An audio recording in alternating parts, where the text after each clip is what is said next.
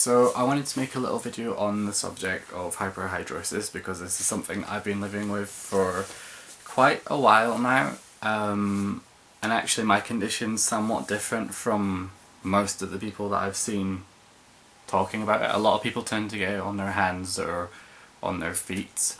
My experience is a bit different. I get it on my head, my chest and my back, and sort of like everywhere, really visible. I should probably start by explaining, for those of you who don't know, hyperhidrosis is basically just excessive sweating, and normally it tends to take place in one or two specific areas. It's very uncomfortable, it's a bit embarrassing, it doesn't smell, but it looks really bad. From about the age of 17 I kind of started noticing it, but I just figured it was like the tail end of puberty or whatever, I guess. Like, I would get really sweaty from just sort of doing really basic things. Like, I remember I would walk up to school and that takes all of 5, maybe 10 minutes at a push, and by the time I'd got there I'd just look a mess, and it didn't even have to be hot for it to be the case. It was just really horrible, but I just kind of got on with it because I thought, well, it's probably just a little period of time and it'll pass after a while. Alas, it did not. I'm 23 now, and gradually as each year has gone past it's gotten worse and worse. In my previous flat, I got home one day, this was just before Christmas, and I'd got back from having gone down to the shops, and basically by the time I'd got back up, I hadn't been gone long, I'd maybe been 25 minutes or so, and by the time I got back up I was absolutely drenched in sweat, and my flatmates were actually like, is it raining outside? And I kind of thought, this is embarrassing. No, it's not. That was kind of like the push that made me start looking into it. I thought there must be something I can do about this, so I did all the research and whatnot, because I figured, well, there's a possibility it could be a health problem, excessive sweatings and a possible early symptom of diabetes and heart disease and that sort of thing, so I thought it could be something to do with that. So I thought, right, well, I'll go to a doctor about it, because if there is something that could be done, I would love for a solution, because I've been dealing with it for 6 years at this point, and you know, it's rough. On going to the doctor, yeah, I was diagnosed with hyperhidrosis, but it took a long time for them to actually prescribe me anything that I could actually use. The first thing that I got given was this. It's called Dry Chlor, and it's a roll-on deodorant. You roll that on last thing at night just before you go to bed, and then you have to sleep with it on and wash it off in the morning. The problem with that is that it itches like hell. It's really uncomfortable, and in my case as well, it dried out my skin. Like, my back and my chest and my underarms were red raw with just having been sort of like, all the moisture is just, well, as you'd expect, all the moisture is removed. It's a moisture prevention thing, but it also stops the skin from kind of healing itself. So it did, it does have a lot of negative effects. Like, if you don't have it that bad, then you probably can get away with it, because mine was so bad it was just not happening. After that, I got put on to, or they attempted to put me onto a gel-like substance. But this product had been discontinued, so there was not really any point in like giving it a go, because, you know, after I'd done with it I wouldn't be able to get any more. So after that I had to go to a specialist. They were like, we're going to put you on these pills and they'll stop you sweating, but there'll also be some other things that go along with them as well. And I was like, right, okay. Because I'm a bit of a wuss, I'm not really keen on taking pills and stuff like that, so I wasn't really too impressed with the idea at first. So you have to go through all these different health checks and things before you can start, which is a bit of a pain in the ass. So basically, up until the point that I got diagnosed with hyperhidrosis to starting on these things, there was a gap of about 5 months. It takes quite a while for them to actually, even for this to be suggested. I mean, I was on the roll-on for 2 months, and then I was on the gel thing for only a few weeks after, because as I say, it was discontinued. And then up until that point I had to wait to get seen for these, so it takes quite a while for anything to actually be done if the roll-on or whatever doesn't work in your case. I didn't actually start taking the pills for a while because, as I say, I'm not great with them. And there's something slightly iffy about having to take pills just before you go to sleep. I don't know why, that just bothers me somewhat. So I didn't actually start taking these for 3 weeks after I got them, which was a big mistake. I don't know why I didn't do that.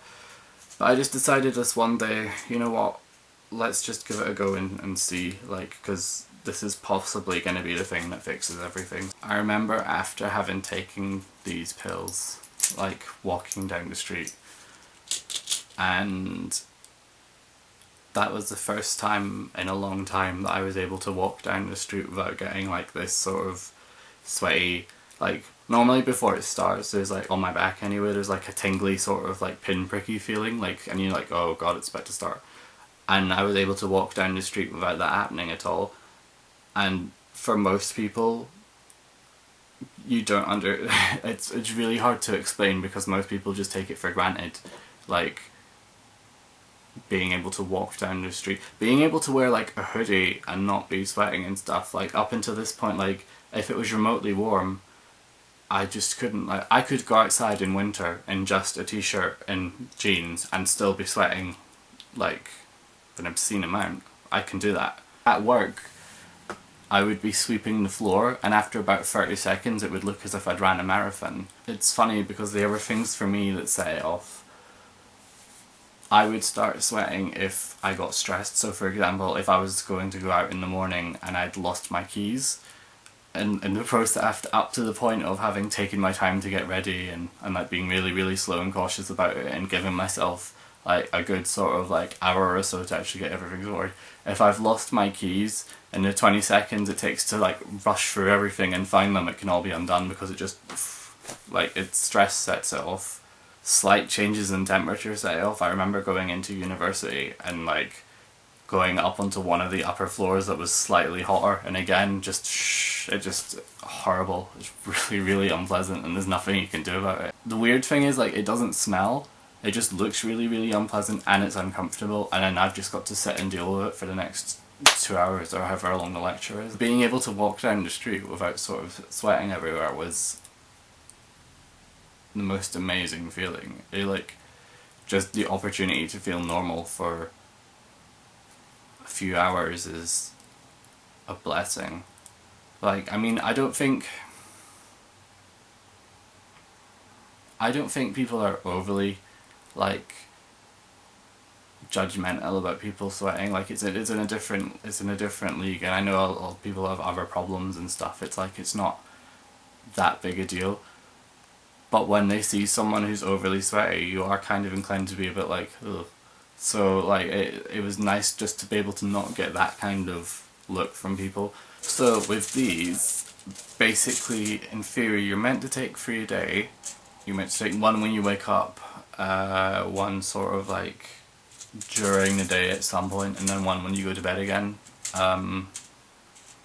Because in theory each pill lasts for about 5 hours or so, but there's certain constraints with that, like you can't eat, or I can't eat, for example, for an hour, at least an hour before having them, and 2 hours after. Like, if I do that, it just doesn't work. Like, it's not as if anything bad happens, it's just that they don't work. They taste horrible, so I have to down them with water. But it has to be water. Like, it can't be, like, you can't, honestly, you can't have anything else, because again, it just dilutes the effects of them. I don't know why that is, but it just does. So you have to have water with them constantly. I'm constantly having to have a bottle of water on me as well because of other side effects and stuff. Like, yes, they tackle sweating, but it also constricts other things. Like, I always have a really, really dry mouth because basically, yes, I'm not sweating, but it's also stopping the moisture coming in from other places, so I'm always having to have water. I imagine this is what it feels like to be old. It does also mean that, like, I can get quite bad breath at times as well. Like, if I haven't got water on me, then my mouth just dries up and it's just, ugh. It tastes horrible, it smells horrible, and it's just not pleasant. So, but again, I would rather go for that than for the excessive sweating that I was having before. The other thing with them is that, like, I was told it's probably, like, I mean, for me it's not a big deal anyway. I don't drink and I don't smoke, so it's not a big deal. But if you are on these pills, then you probably shouldn't be doing either of those things either, because again, it will not only dilute the effect, but it puts more pressure on your heart. So it's a good idea if you don't do either of those things if you can. That said, for the most part, I do feel like these have been incredibly beneficial. Like, just the ability to, like, for example, even this just now, like, if I wasn't on these, something as simple as, like, drying my hair, like, I would start sweating during that, and I'm not talking about, like, a hairdryer or whatever, I'm talking during, like, towel drying, that would start, like, sweating. Never mind sort of, like, actually the physical act of, like, finding clothes and getting dressed and stuff. Again, usually just the difference in temperature between, like, being naked and putting something on is enough to make it start as well. It's just not good. Being able to just do something as simple as get dressed and actually look half decent in a day is not something I take for granted, because before that it was such a struggle. And honestly, like, I know everyone's got their own little sob story, and mine's just like, oh, I sweat too much. But, like, it really makes an effect on your day, and it does damage your mood. I'm going to post this video on my blog, so if I have forgotten to mention anything, which to be quite honest I probably have, because this wasn't planned very well, I'll write about it so you can read other stuff. Thank you for watching up to this point anyway, and listening to my little spiel. And yeah, bye for now.